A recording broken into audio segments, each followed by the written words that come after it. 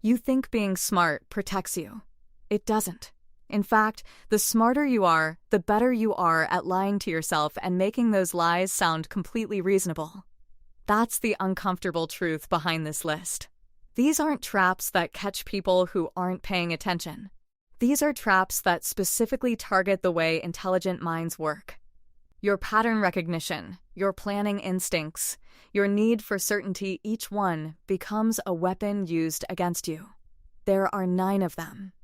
By the end of this, you'll recognize every single one. More importantly, you'll see exactly how each one has been operating in your life without your permission. Number 1.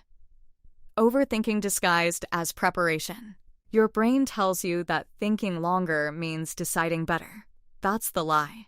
There's a point, and research calls it the optimal stopping point, where more analysis stops improving your decision and starts degrading it.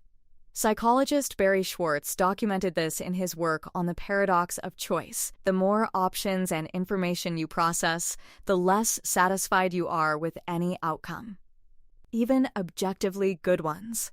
Smart people are especially vulnerable here because they genuinely believe one more piece of information will unlock certainty. It won't. Certainty is not available for purchase at any price. The fix is a hard deadline. Set the time you'll decide before you start analyzing, not after. Number 2. The competence trap. You're good at something. You've proven it. Now your brain has quietly decided that this identity, "I'm the capable one," is worth protecting at all costs. This is what psychologist Carol Dweck identified as the fixed mindset in its most seductive form. It doesn't show up as laziness. It shows up as avoidance. You stop taking on challenges where failure is possible, because failure would threaten the story you've built about yourself. Smart people stay in lanes they've already mastered. They get better and better at something that stopped growing them years ago. The move is to find the edge of your competence, the place where you're slightly uncomfortable, and live there on purpose. Number 3. Analysis paralysis with a noble excuse. Wrong. This isn't about being thorough. This is about fear wearing a productivity costume. High-intelligence individuals are statistically more likely to delay decisions not because they lack information, but because they've modeled every possible failure mode so clearly that acting feels reckless. You see exactly what could go wrong. That vision is vivid. So, you wait. And waiting becomes the decision. Psychologist Timothy Pickel's research on procrastination found that the behavior is fundamentally emotional. Not logical, it's about avoiding negative feelings, including the anxiety that comes from seeing failure too clearly. The trap is that your intelligence gives your avoidance an airtight alibi. You're not scared. You're being careful. Name it accurately and it loses half its power. Number 4. Intellectual arrogance dressed as standards. You've noticed that most people's ideas are underdeveloped. You've been right about that more than once. So your brain has drawn a quiet conclusion. Your judgment is more reliable than others. That might even be true in specific domains. But it bleeds. It bleeds into dismissing feedback before you've processed it. It bleeds into not asking for help, because asking would feel like admitting a gap. It bleeds into assuming you've already considered an angle that someone else raises when you haven't. That's the trap.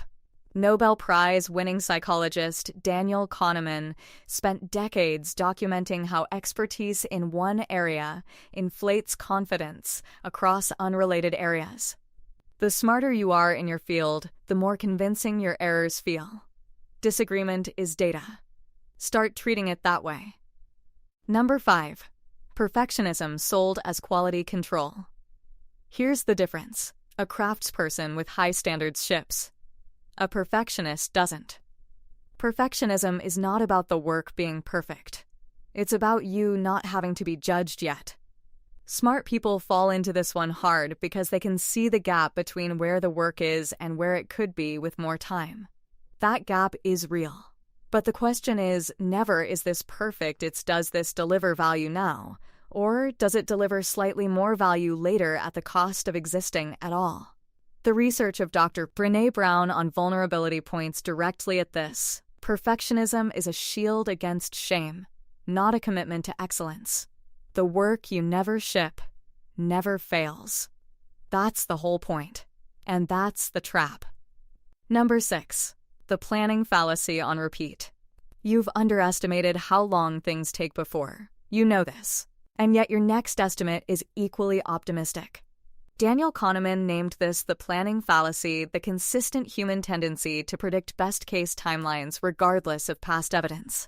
Smart people get hit harder because they're better at building detailed plans, and detailed plans feel like accurate plans. They're not. The detail creates the illusion of control over variables that are not controllable. Your plan accounts for what you can see. It does not account for what you can't. The fix is called reference class forecasting. Before you estimate, ask how long similar projects actually took in the past, not how long you thought they'd take. Use the real number.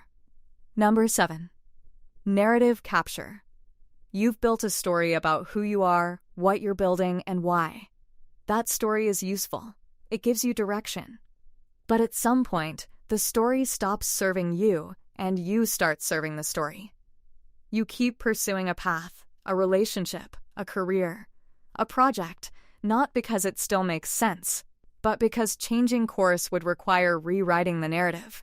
Smart people are especially good at building compelling narratives, which means they're especially good at staying trapped inside them.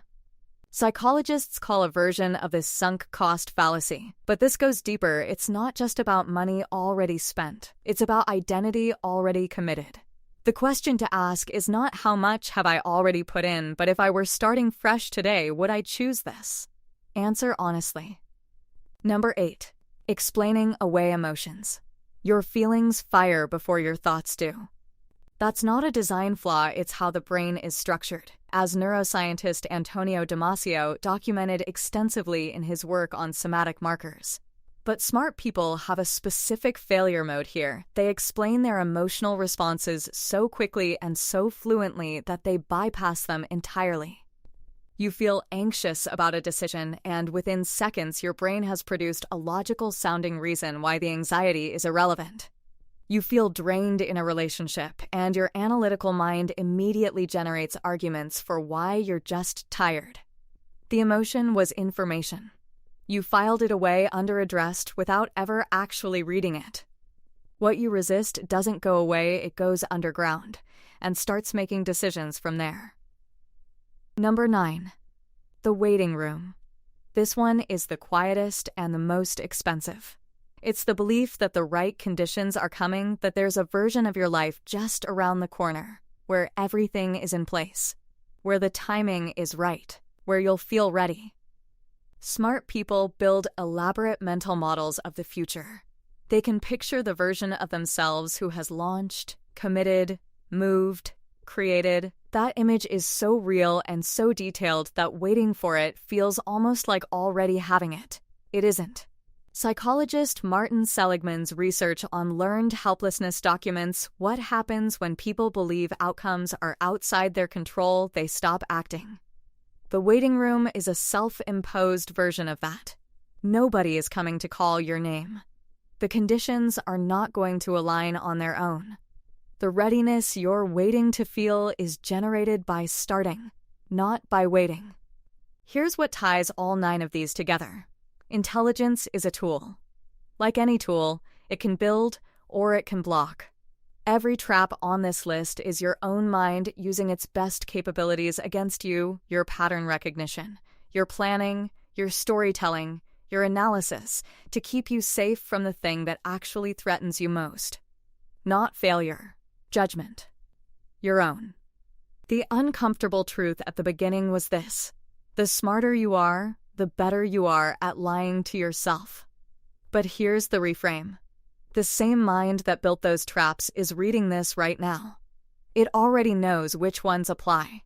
That awareness, that exact moment of recognition, is the only thing that was ever missing.